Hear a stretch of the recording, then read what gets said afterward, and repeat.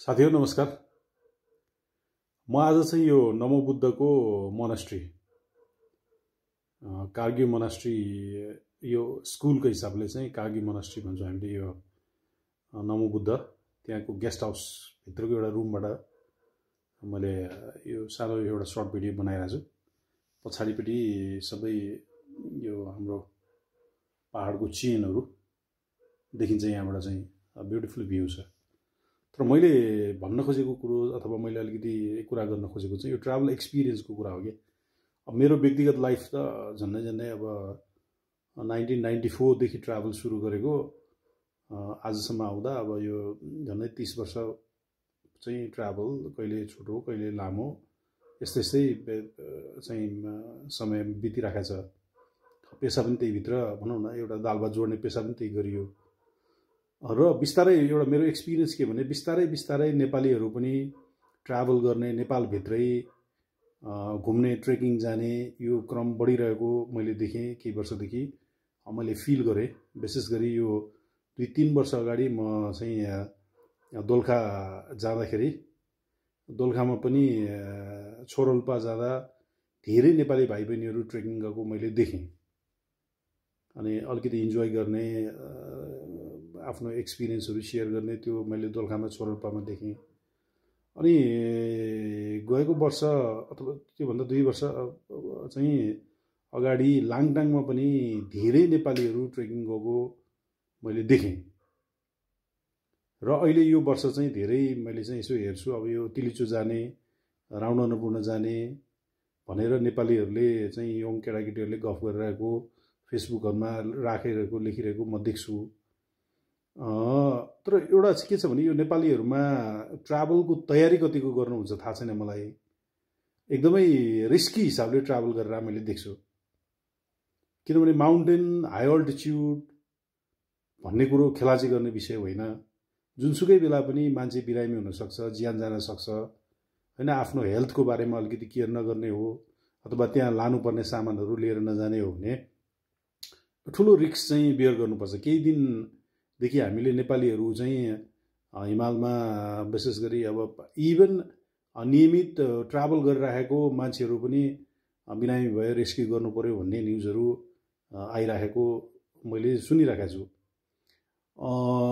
मैले यो लाङटाङ जाँदाखेरि देखेँ नेपालीहरू झन्डै यो स्याब्रु बेसीदेखि लाङटाङ क्याङजिङ गुम्पासम्म 35 किलोमिटर जति होला।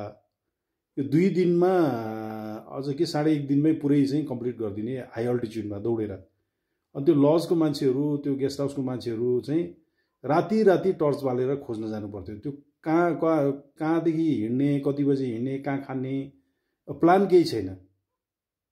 अनि त्यो लजको साथीहरूलाई पनि नेपालीहरू आएपछि हामीलाई पुग्छ 1500-2000 रुपियाँ प्याकेजमा लिने हो, विदेशी भए चाहिँ विभिन्न किसिमको खाना बनाइदियो, ऊ बनाइदियो भन्छ। नेपालीहरूलाई डाङ्गा एउटा चाहिँ कोठामा 8-10 जना लडाइदिने हो, दाल भात खाँदै पुग्छ, केही खान्दिनु पर्दैन, हामीलाई नेपाली भए सजिलो छ भन्नुहुन्थ्यो उहाँहरू।